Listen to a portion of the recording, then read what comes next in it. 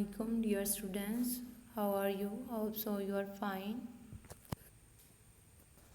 We will start our lecture number 22 of the unit number 4 living things and the environment. इसमें हम living things के बारे में पढ़ेंगे. living things जानदार चीज़ें and the environment क्या है? हमारा माहौल जो है इसमें कौन कौन सी different things present हैं, कौन से बायोटिक एंड एबायोटिक फैक्टर जो हैं इसमें प्रेजेंट हैं, हम लोग देखेंगे. तो हम लेक्चर नंबर 22 यूनिट नंबर 4 का स्टार्ट करेंगे विथ न्यू टर्म्स.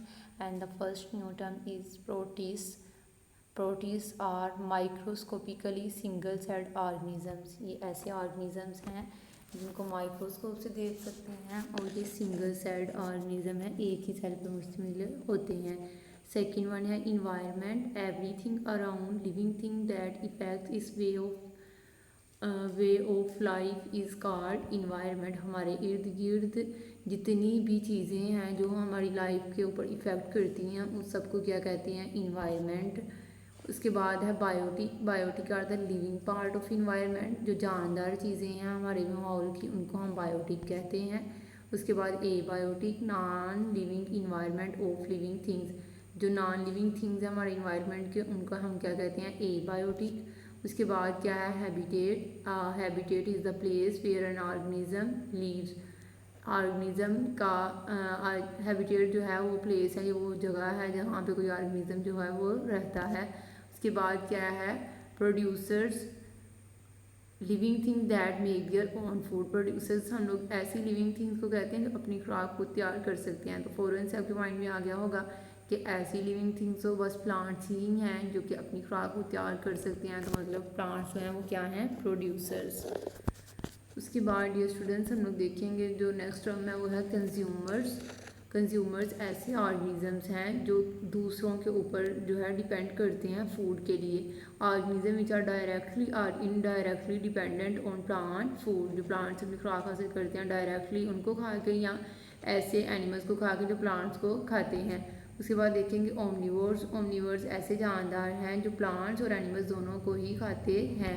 उसके बाद देखेंगे scavengers are animals that feed on dead organic materials. ये ऐसी एनिमल्स हैं जो मुर्दा जानदारों को या मुर्दा गले सड़े प्लांट्स के ऊपर डिपेंड करते हैं for their food.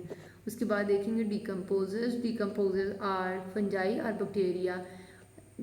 Microscopic organism fungi या बैक्टीरिया को हम डिकम्पोजर्स कहते हैं. और ये क्या करते हैं कि हमारे इर्द गिर्द जो चीज़ें ख़राब हो गई होती हैं उनको बिल्कुल डिकम्पोज कर देते हैं ताकि उनसे हासिल होने वाले न्यूट्रिएंट्स जो हैं वो सॉइल में शामिल हो सकें और दोबारा प्लांट्स उनको अपने रूट्स के ज़रिए अब्सॉर्ब कर सकें. उसके बाद है डिट्राइटिवोर्स जो हैं ये ब्रेक डाउन करते हैं dead plant material into smaller pieces. ये डेड मटेरियल को बहुत छोटे छोटे पीसीज में डिवाइड कर देते हैं ताकि वो जो है प्लांट्स उनको अब्जॉर्ब कर सकें रूट्स के ज़रिए, मतलब मिनरल्स में इनको डिवाइड कर देते हैं. उसके बाद ह्यूमस है product of decay and decomposition.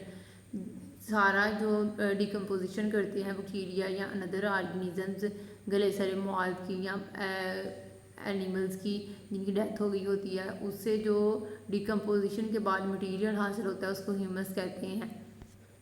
उसके बाद होस्ट है parasite gases food from the living body of another organism called the host. बहुत सारे ऑर्गेनिज्म जो हैं दूसरों ऑर्गेनिज्म के अंदर रहते हैं और वहाँ से अपनी खुराक हासिल करते हैं. तो ऐसे ऑर्गेनिज्म जो किसी के लिए रहने के तौर पे काम करें उसको हम क्या कहते हैं? होस्ट. उसके बाद ये स्टूडेंट्स प्रोटिस्ट की बात करेंगे हम लोग. प्रोटिस्ट जो हैं ये माइक्रोस्कोप सिंगल सेल्ड ऑर्गेनिजम्स हैं और प्रोटिस्ट जो हैं अब तक जो 100,000 स्पीशीज़ जो हैं फंजाई की और बैक्टीरिया की अभी तक जो है वो इवाल्व हो चुकी हैं और सिंगल सेल्ड माइक्रो ऑर्गेनिज्म की जिनको हम प्रोटिस्ट कहते हैं. अगर प्रोटिस्ट की एग्जांपल देखते हैं हम लोग तो इसमें पैरामीशियम आ जाता है और अमीबा. पैरामीशियम जो है इसकी डायग्राम आपको सामने नज़र आ रही है कि ये किस तरह से है, बिल्कुल एक जूते की तरह की इसकी शेप है जिसमें सिलिया होते हैं और न्यूक्लियस मौजूद होता है. और इसके अलावा क्या है? अमीबा की डायग्राम भी आप लोगों को सामने नज़र आ रही है कि किस तरह से इसकी रेगुलर सी शेप है. उसके बाद हम लोग देखेंगे डायरी में डियर स्टूडेंट्स आप लोगों ने करना क्या है? लर्न करना है new terms and write them on your neat notebook. Thank you. मैंने पहले ही पता ही तू आ जाना।